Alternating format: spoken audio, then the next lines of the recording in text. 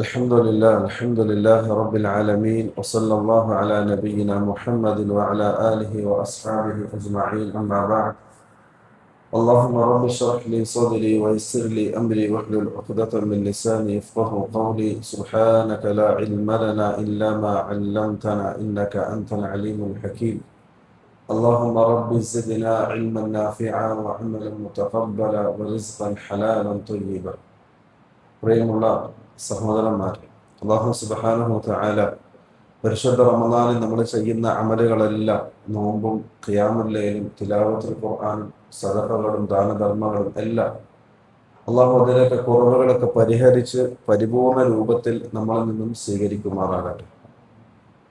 നമ്മൾ ഇൻഷാ അല്ലാഹ് ഇന്ന് പഠിക്കുന്നത് ഇന്നലെ ബാക്കി വെച്ചതിൻ്റെ സകാത്തുമായി ബന്ധപ്പെട്ട അഹ്കാമുകളാണ്. നമ്മൾ ഇന്നലെ പഠിച്ചത് സ്വർണത്തിൻ്റെയും വെള്ളിയുടെയും അതിന് തത്തുല്യമായി നിൽക്കുന്ന കറൻസിയുടെയും സകാത്താണ്. ഇന്ന് ഇൻഷാ അല്ലാഹ് ആഭരണവുമായി ബന്ധപ്പെട്ട സകാത്താണ് ഇൻഷാ നമ്മൾ പഠിക്കുന്നത്. ആഭരണം എന്ന് പറഞ്ഞാൽ ജ്വല്ലർ. ഈ ആഭരണത്തിന് നമുക്ക് രണ്ടായി തരംതിരിക്കാം. ഒന്ന്, സകാത്ത് നിർബന്ധമുള്ള ആഭരണവും, രണ്ട്, സകാത്ത് നിർബന്ധമില്ലാത്ത ആഭരണവും. പണ്ഡിതന്മാർ ആദ്യം ഇങ്ങനെ വേർതിരിച്ചത് രണ്ടെണ്ണത്തിൽ. അതിൽ സകാത്ത് നിർബന്ധമുള്ള ആഭരണം സ്വർണവും വെള്ളിയും.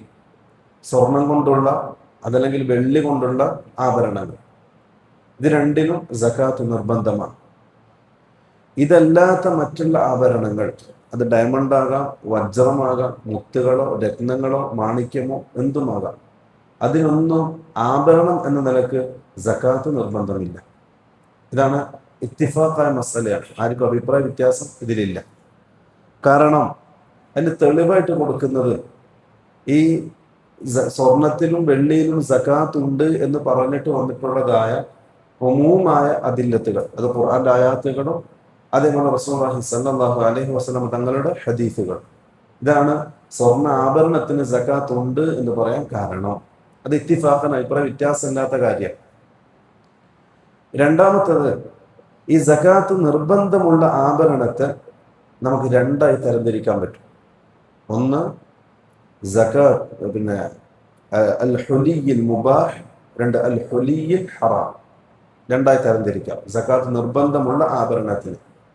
അതേതൊക്കെയാ? സ്വർണവും വെള്ളിയും. ഇതിന് രണ്ടായി തിരിച്ചു. ഒന്ന് അൽ ഹുലിയിൽ മുബാഹ്, മുബാഹായ ആഭരണങ്ങൾ. രണ്ടാമത്തത് ഹറാമായ ആഭരണങ്ങൾ. ഇതിൽ ഹറാമായ ആഭരണത്തിന് സകാത്ത് നിർബന്ധമാണ് ബിൽ ഇത്തിഫാഖ്. ആർക്കും അഭിപ്രായ വ്യത്യാസമില്ല. എല്ലാവരും ഐക്യകണ്ഠേന തീരുമാനിച്ച കാര്യമാണ്. ഖുർആനിന്റെയും ഹദീസിന്റെയും നെസ്സിന്റെ അടിസ്ഥാനത്തിൽ സ്ഥിരപ്പെട്ടതാണ്. ഹറാമായ ആഭരണം കൊണ്ട് ഉദ്ദേശിക്കുന്നത്, ഒരു സ്ത്രീയെ സംബന്ധിച്ചിടത്തോളം സ്വർണത്തിന്റെ ആഭരണങ്ങൾ ഇടാം, വെള്ളിയുടെ ആഭരണങ്ങളും ഇടാം, എത്ര വേണമെങ്കിലും ഇടാം, അത് ജായിസ. പക്ഷേ ചില കാര്യങ്ങൾ ശരീഅത്ത് ഹറാമാക്കി. ഉദാഹരണത്തിന് ഒരു മാല, ഈ മാലയുടെ ലോക്കറ്റില് പോത്തിന്റെ തല, അതല്ലെങ്കിൽ മൃഗത്തിന്റെ തല, അതല്ലെങ്കിൽ അന്യമതസ്ഥർ ആരാധിക്കുന്ന വിഗ്രഹങ്ങളുടെയോ അവർ പൂജിക്കുന്ന ദൈവങ്ങളുടെയോ ചിത്രമുള്ള ലോക്കറ്റ്, അത് ഹറാമാണ്. ആ ഹറാമായ ആഭരണത്തിന് സകാത്ത് നിർബന്ധമാണ് ബിൽ ഇത്തിഫാഖ്. ഒരഭിപ്രായ വ്യത്യാസം അതിലില്ല. ഒന്ന്. രണ്ടാമത്തെ, പുരുഷന്മാരെ സംബന്ധിച്ചിടത്തോളം സ്വർണ്ണാഭരണം ഹറാമാണ്. അത് മോതിരായാലും ചെയിനായാലും കൈന്റെ ചെയിനായാലും കഴുത്തിന്റെ ചെയിനായാലും എന്തായാലും ഹറാമാണ് പുരുഷന്മാരെ സംബന്ധിച്ചിടത്തോളം. ഈ പുരുഷൻ ഒരു സ്വർണത്തിന്റെ ആഭരണം ഇട്ടു, ഒരു ചെയിൻ ഇട്ടു, അതല്ലെങ്കിൽ മാല ഇട്ടു, അതിന് ഹുലി അൽ ഹറാം എന്നാണ് പറയാ. ഹറാമായ ആഭരണം, അത് പാടില്ലാത്തതാണ്. അങ്ങനെ ഒരാൾ ഇട്ടാൽ അതിനും സകാത്ത് നിർബന്ധമാണ് ബിൽ ഇത്തിഫാഖ്. അത് ആർക്കും അഭിപ്രായ വ്യത്യാസമില്ല. ഇമാം ഇബ്നുൽ ഖുദാമ റഹ്മത്തുള്ളാഹി അലൈഹി അദ്ദേഹത്തിന് അൽ മുഗ്നി എന്ന് പറയുന്ന ഫിഖ്ഹിന്റെ കിതാബിൽ തെളിവിന്റെ അടിസ്ഥാനത്തിൽ ഈ മസല ചർച്ച ചെയ്തിട്ടുണ്ട്. ഹറാമായ ആഭരണങ്ങൾക്ക് സകാത്ത് നിർബന്ധമാണ്. അതിന് തെളിവുകൾ മുമ്പ് നമ്മൾ സ്വർണത്തിന് എന്തൊക്കെയാണോ സകാത്ത് നിർബന്ധമാക്കാൻ എന്തൊക്കെ തെളിവുകളാണോ സൂചിപ്പിച്ചത്, അതെല്ലാം ഈ ആഭരണത്തിനും ബാധകമാണ്. രണ്ടാമത്തെ വിഭാഗം അൽ ഹുലിയിൽ മുബാഹ്. ഹുലിയിൽ മുബാഹ് എന്ന് പറഞ്ഞാൽ അനുവദിക്കപ്പെട്ട ആഭരണം. ഇപ്പൊ അത് സ്ത്രീകൾക്ക് മാത്രമാണ് സ്വർണ്ണാഭരണം അനുവദിക്കപ്പെട്ടത്. അതേപോലെ പുരുഷന്മാരുടെ സിൽവറിന്റെ മോതിരം മാത്രം, അത് മാത്രം അനുവദിക്കപ്പെട്ടിട്ടുള്ളൂ പുരുഷൻ. ചെയിനിന്റെ സിൽവറിന്റെ മാലയായാലും പാടില്ല, കൈക്കുള്ള ചെയിനായാലും പാടില്ല, അത് തശബ്ബുഹ് ബിൻ നിസാ പാടില്ലാത്തതാണ്. പിന്നെ ആകെ ഉള്ളത് പുരുഷൻ സിൽവറിന്റെ മോതിരം മാത്രമേ ഹലാലാക്കപ്പെട്ടിട്ടുള്ളൂ ആഭരണങ്ങൾ. അപ്പൊ ഈ മുബാഹായ ആഭരണങ്ങളെ നമുക്ക് രണ്ടായി തരംതിരിക്കാൻ പറ്റും. ഒന്ന്, നമ്മുടെ ലോക്കറിൽ എടുത്തു വെച്ച സ്വർണം. ഉദാഹരണത്തിന് എൻ്റെ മകളുടെ കല്യാണത്തിൽ ഞാൻ എൻ്റെ മകൾക്ക് 50 പവൻ കൊടുത്തു. ഒക്കെ മഹറായിട്ട് 5 പവൻ കിട്ടും. അപ്പൊ 55 പവൻ അവളെ കയ്യിലുണ്ട്. ഈ 55 പവൻ ഇട്ടുകൊണ്ട് നടക്കുമോ? ഇല്ല, ഒരിക്കലും ഇല്ല. അത് സ്വത്തായിട്ട് നമ്മൾ എടുത്തു വെക്കും ലോക്കർ, അല്ലേ? അപ്പോൾ ആവശ്യങ്ങൾ വരുമ്പോൾ ചിലപ്പോൾ വിൽക്കും, അല്ലെങ്കിൽ നമ്മളുടെ മക്കൾക്ക് വേണ്ടി കൊടുക്കും, ആവശ്യത്തിനോട് ഉപയോഗിക്കും. ഇപ്പൊ ലോക്കറിൽ എടുത്തു വെക്കും, അത് സ്വത്തായിട്ടാണ് കണക്കാക്കുക. ഇതിലും സകാത്ത് നിർബന്ധമാണ് ബിൽ ഇത്തിഫാഖ്. ഒരഭിപ്രായ വ്യത്യാസവും അതിലില്ല. നമ്മൾ എടുത്തു വെക്കുന്ന സ്വർണം, ആഭരണം, അതിലുമായി സകാത്ത് നിർബന്ധമാണ്. രണ്ടാമത്തത് നിത്യമായി ഉപയോഗിക്കുന്ന ആഭരണം. ഒരു സാധാരണ നോർമൽ ഒരു സ്ത്രീ നിത്യമായി ഉപയോഗിക്കുന്ന ആഭരണം, ചിലപ്പോൾ ഒരു മോതിരം, 2 വള, ഒരു ചെയിൻ, പിന്നെ കഴുത്തിലൊരു ചെയിൻ, പിന്നെ കാലില് ചിലപ്പോൾ പാർസാണ്. ഇതാണ് നോർമലായ ഒരു പെണ്ണ് ഉപയോഗിക്കുന്ന ആഭരണം. ഈ ആഭരണത്തിലാണ് അഭിപ്രായ വ്യത്യാസമുണ്ട്, കൊടുക്കണോ വേണ്ടയോ എന്ന അഭിപ്രായ വ്യത്യാസം. ഇത് പറയാൻ കാരണം എന്താ പറയുക, ചില ആൾക്കാര് ഈ സ്വർണ്ണാഭരണത്തിന് സക്കാത്ത് ഉണ്ടോ ഇല്ലയോ എന്ന അഭിപ്രായ വ്യത്യാസമുണ്ട്, അതുകൊണ്ട് എൻ്റെ കയ്യിലുള്ള ആഭരണത്തിന് സക്കാത്ത് കൊടുക്കണ്ട എന്ന അഭിപ്രായമാണ് ഞാൻ സ്വീകരിച്ചത്, അതുകൊണ്ട് എൻ്റെ ലോക്കറിലുള്ള 50ഉം 60ഉം പവന് സക്കാത്ത് കൊടുക്കൂല. അത് ഹറാമാണ്, പാടില്ലാത്തതാണ്. ഇവിടെ അഭിപ്രായ വ്യത്യാസമുള്ള മസ്അല നിത്യമായി ഉപയോഗിക്കുന്ന ആഭരണത്തിനാണ്. അതാണ് അൽ ഹുലി അൽ മുഅദ്ദു ലിൽ ഇസ്തിഅമാൽ എന്ന് പണ്ഡിതന്മാർ പറയാൻ കാരണം. നിത്യമായി ഉപയോഗിക്കുന്ന ആഭരണം, നിത്യമായിട്ട് എന്തായാലും ഒരു സ്ത്രീ സ്വർണം ഉപയോഗിക്കുകയാണെങ്കിൽ എത്ര ഏകദേശം എത്ര ഉപയോഗിക്കും? ഒരു 10-15 പവൻ ഉണ്ടാവുമോ? ഒരിക്കലും ഉണ്ടാവില്ല, വളരെ കുറച്ചായി നോർമലായിട്ട് ഉപയോഗിക്കും. അതിന് മാത്രം അഭിപ്രായ വ്യത്യാസമുള്ളൂ. എന്നാൽ നിത്യമായി ഉപയോഗിക്കുന്ന സ്വർണ്ണാഭരണങ്ങൾ, ഈ പറയപ്പെട്ട സ്വർണമാണെങ്കിൽ 85 ഗ്രാം, വെള്ളിയാണെങ്കിൽ 595 ഗ്രാം, നമ്മൾ ഇന്നലെ സൂചിപ്പിച്ചതുപോലെ ഈ അളവിൽ ഒരു സ്ത്രീ ഉപയോഗിക്കുന്നുണ്ടെങ്കിൽ അതിന് സക്കാത്ത് നിർബന്ധമുണ്ടോ ഇല്ലയോ? അഭിപ്രായ വ്യത്യാസമുണ്ട്. സഹാബാക്കളെ കാലം മുതൽ ഇന്നേക്ക് വരെ അഭിപ്രായ വ്യത്യാസമുള്ള മസലയാണ്. എന്നത്തെ അഭിപ്രായം എന്ന് പറഞ്ഞാൽ ശക്തമായ അഭിപ്രായ വ്യത്യാസമാണ്. 2 കൂട്ടർക്കും അതിൻ്റെതായ തെളിവുകളുണ്ട്, അതിൻ്റെതായ വാദങ്ങളും ഉണ്ട്. 2 അഭിപ്രായമുള്ളത്. ഒന്ന്, സകാത്ത് മുത്ലഖൻ നിർബന്ധമാണ്. ഇതാണ് ഒന്നാമത്തെ അഭിപ്രായം. ഈ അഭിപ്രായം സൂചിപ്പിച്ചത് ഹനഫി മദ്ഹബിന്റെ അഭിപ്രായമാണ്. അതേപോലെ ഇബ്നു മുൻദിർ, ഇബ്നു ഖത്താബ് എന്നീ പറയപ്പെട്ട പണ്ഡിതന്മാരുടെയും അഭിപ്രായം ഇതാണ്. അതിന്റെ കൂടെ ആധുനികരായ ഷെയ്ഖ് ഇബ്നു ഉസൈമീൻ, അതേപോലെ ഷെയ്ഖ് ഇബ്നു ബാസ്, അതേപോലെ ലജ്നത്തു ദായിമയുടെ ഫത്വയും സകാത്ത് നിർബന്ധമാണ് എന്ന അഭിപ്രായമുള്ളവരാണ്. ഒരഭിപ്രായം.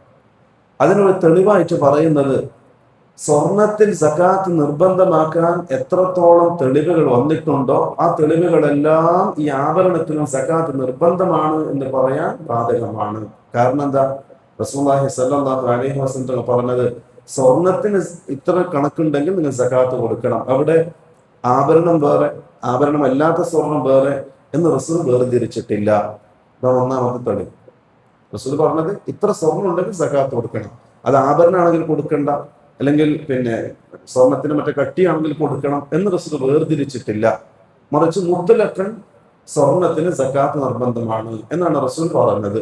അതുകൊണ്ട് അത് ആഭരണമായാലും ശരി, ആഭരണം അല്ലാത്തതാണെങ്കിലും ശരി, ഈ പറയപ്പെട്ട 85 ഗ്രാം ഉണ്ടെങ്കിൽ നിരുപാധികം നമ്മൾ കൊടുക്കണം.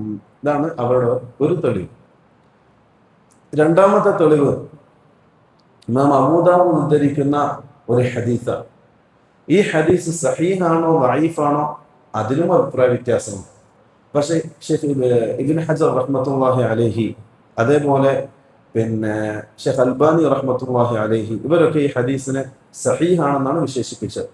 ഈ ഹദീസിൽ റസൂലുള്ളാഹി സ്വല്ലല്ലാഹു അലൈഹി വസല്ലം അടുക്കലേക്ക് ഒരു സ്ത്രീ വന്നു.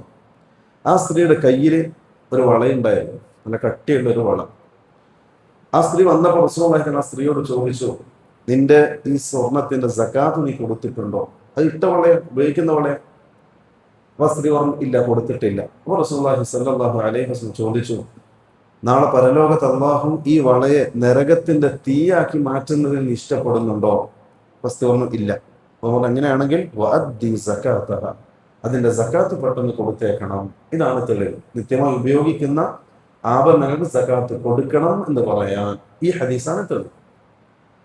ഇതൊരു കൂട്ടർ. രണ്ടാമത്തെ അഭിപ്രായം ജുംഹൂറുൽ ഉലമയുടെ അഭിപ്രായം, അതായത് ഷാഫിഈ മദ്ഹബ്, മാലിക്കി മദ്ഹബ്, ഹംബലി മദ്ഹബ്, അതേപോലെ ഇമാം ഷൗക്കാനി, അതേപോലെ ഇബ്നു ഹസം എന്ന് പറയപ്പെട്ട ഒരുപാട് പണ്ഡിതർ, സനആനി, ഒരുപാട് പണ്ഡിതന്മാരുടെ അഭിപ്രായം ഇതാണ്, സകാത്ത് നിർബന്ധം ഇല്ല. കാരണം എന്തുകൊണ്ടായിരിക്കും സകാത്ത് നിർബന്ധം ഇല്ലാത്തത്? നമ്മൾ ഫസ്റ്റ് പറഞ്ഞു, സകാത്ത് അല്ലാഹു നിയമമാക്കിയത് വളർച്ചയുള്ള സമ്പത്തിലാണ്. വളർച്ച ഇല്ലാത്തതിൽ സകാത്ത് നിർബന്ധമില്ല. നമ്മുടെ വീട്ടിന് നമ്മൾ സകാത്ത് കൊടുക്കുന്നുണ്ട്? ഇല്ല. കാരണം എന്താ? വളർച്ചയില്ല, അവിടെ നിൽക്കുന്നതാണ്. അതുകൊണ്ട് നമ്മൾ നിത്യമായി ഉപയോഗിക്കുന്ന നമ്മുടെ സ്ഥലം സകാത്ത് ഉണ്ടോ? ഇല്ല.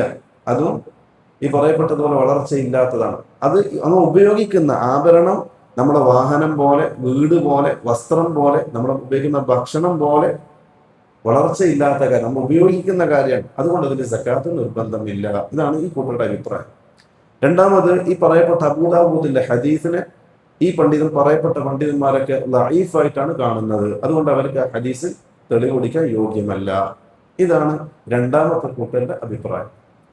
ഈ രണ്ട് അഭിപ്രായത്തിന് മുന്നിൽ വെച്ചുകൊണ്ട് പണ്ഡിതന്മാർ ചർച്ച ചെയ്തത് ഷെയ്ഖ് ഇബ്നു തൈമിയ്യ റഹിമഹുല്ലാഹ് അദ്ദേഹത്തിന്റെ അശ്ശറഹുൽ മുംതി എന്ന് പറയുന്ന ഫിഖ്ഹിന്റെ കിതാബ്, വളരെ പ്രസിദ്ധമായ കിതാബാണ്. ആ കിതാബിന്റെ പ്രത്യേകത, അതിൽ 4 മദ്ഹബിന്റെ അഭിപ്രായങ്ങളും പറയും, അവരുടെ തെളിവുകളും പറയും, അതിനുശേഷം ഷെയ്ഖിന്റെ തർജീഹാത്തും ഉണ്ടാവും. ഇതാണ് ആ കിതാബിന്റെ പ്രത്യേകത. ആ കിതാബിൽ ഇദ്ദേഹം പറയണം, 5ഓളം സഹാബാക്കളിൽ നിന്ന് സകാത്ത് കൊടുക്കണ്ട എന്നാണ് സ്ഥിരപ്പെട്ടത്. എന്നാൽ അബ്ദുല്ലാഹ് ബിൻ മസ്ഊദ് റളിയല്ലാഹു അൻഹുവിൽ നിന്നും സകാത്ത് കൊടുക്കൽ നിർബന്ധമാണ് എന്ന് പറയപ്പെടുന്ന രൂപത്തിലുള്ള അസറും സ്ഥിരപ്പെട്ടിട്ടുണ്ട്. അവർ ചുരുക്കി പറഞ്ഞാൽ സൂക്ഷ്മമായ നിലപാട് സകാത്ത് കൊടുക്കലാണ് എന്നാണ്. കാരണം ഇബ്നു ഹജർ റഹ്മത്തുള്ളാഹി അലൈഹി, ഷെയ്ഖ് അൽബാനി റഹ്മത്തുള്ളാഹി, ഇവരൊക്കെ ഈ ഹദീസിനെ സഹീഹാണെന്ന് വിശേഷിപ്പിച്ചിട്ടുണ്ട്. അതുപോലെ മൊത്തത്തിലുള്ള സകാത്തുമായി ബന്ധപ്പെട്ട ദലീലുകളെല്ലാം, സ്വർണത്തിൽ നിർബന്ധമാണ് എന്ന് പറയുന്ന തെളിവുകളെല്ലാം അത് ആഭരണത്തിന് കൊടുക്കൽ നിർബന്ധമാണ് എന്നറിയിക്കുന്നുണ്ട്. അപ്പോൾ സൂക്ഷ്മമായ നിലപാട് സകാത്ത് കൊടുക്കുക എന്നുള്ളതാണ്. നിത്യമായി ഉപയോഗിക്കുന്ന ആഭരണത്തിന്, സ്വാഭാവികമായും നമ്മുടെ നാട്ടില് ഒരു സ്ത്രീ നിത്യമായി ഉപയോഗിക്കുന്ന ആഭരണം 85 ഗ്രാം ഉണ്ടാവൂല. അഥവാ ഉണ്ടെങ്കിൽ അതിനും സകാത്ത് നിർബന്ധമാണ് എന്നതാണ് സൂക്ഷ്മമായ നിലപാട്. പിന്നെ ഒരുപക്ഷെ നമ്മുടെ നാട്ടിലെ പണ്ഡിതന്മാർ അവരുടെ ഇജ്തിഹാദും അവരുടെ പഠനവും അനുസരിച്ച്, അവരുടെ ഗവേഷണം അനുസരിച്ച് ചിലപ്പോൾ അവർ സകാത്ത് നിർബന്ധമല്ല എന്ന് പറയുന്ന ആൾക്കാരുടെ കൂട്ടത്തിലായിരിക്കാം. എങ്കിൽ കൂടി സൂക്ഷ്മമായ നിലപാട് അത് കൊടുത്ത് നമ്മുടെ ദിമ്മത്ത് ബദിയാക്കലാണ് ഏറ്റവും ഉത്തമം. ഇതാണ് ആഭരണവുമായി ബന്ധപ്പെട്ട സകാത്ത് നമ്മൾ മനസ്സിലാക്കേണ്ടത്. ഇതിന് പുറമെ നമ്മൾ തിരിച്ചേണ്ട ഒരു കാര്യം, ഈ പറയപ്പെട്ട എല്ലാ വസ്തുക്കളും, അത് ആഭരണം സ്വർണത്തിൻ്റെതാണെങ്കിലും സ്വർണത്തിൻ്റെതല്ല എങ്കിൽ, ഉദാഹരണത്തിന് ഡയമണ്ട്, വജ്രം, മാണിക്യം, മുത്ത്, ഇതൊന്നും സകാത്ത് നിർബന്ധമില്ല ആഭരണം എന്ന നിലക്ക്. പക്ഷെ ഇത് പറയപ്പെട്ടതെല്ലാം കച്ചവട വസ്തുവാണെങ്കിൽ കച്ചവട വസ്തു എന്ന നിലക്കുള്ള സകാത്ത് ഇതിന് ബാധകമാണ്. ഉദാഹരണം, ഒരാൾക്ക് ഡയമണ്ടിന്റെ ഷോപ്പാണ്, അയാൾ കച്ചവടത്തിനോട് വെക്കുന്നതാണ്. അപ്പൊ കച്ചവടത്തിന്റെ സകാത്ത് എന്ന നിലക്ക് അതിന് സകാത്ത് കൊടുക്കണം. പിന്നെ ഒരാൾ ഡയമണ്ടിന്റെ മോതിരം, ഡയമണ്ടിന്റെ മാല, ഇതൊക്കെ ഉണ്ട്. പക്ഷെ അത് അദ്ദേഹം ഉപയോഗിക്കുന്നത് വിൽക്കാൻ വേണ്ടിയിട്ടാണ്, കച്ചവടത്തിന് വേണ്ടിയിട്ടാണ്. അതിന്റെ ആവശ്യക്കാർ വന്നാൽ അദ്ദേഹം വിൽക്കും. കച്ചവട വസ്തുവായിട്ടാണ് കാണുന്നത്. നമ്മൾ വിൽക്കാൻ വേണ്ടി ഒരു വാഹനം പോലെ, അത് വെറുതെ അവിടെ വെക്കൂലല്ലോ, നമ്മൾ ഉപയോഗിച്ചുകൊണ്ടിരിക്കുമല്ലോ, അവിടെ വന്നാൽ കൊടുക്കലല്ലേ. അതേപോലെ ഉപയോഗിക്കുന്ന ആഭരണമാണെങ്കിൽ അതിനും കച്ചവട വസ്തു എന്ന നിലക്ക് സകാത്ത് നിർബന്ധമാണ്. അല്ലാഹു സുബ്ഹാനഹു വ തആല നമ്മുടെ ഇൽമിലും അമലിലും സമയത്തിലും ആരോഗ്യത്തിലും നല്ല ബറക്കത്ത് നൽകി അനുഗ്രഹിക്കട്ടെ. ഹാദാ വല്ലാഹു അഅലം വസല്ലല്ലാഹു അലാ നബിയിന മുഹമ്മദിൻ വഅലാ ആലിഹി വസഹ്ബിഹി വസല്ലം. അസ്സലാമു അലൈക്കും വറഹ്മത്തുള്ളാഹി വബറകാതുഹു.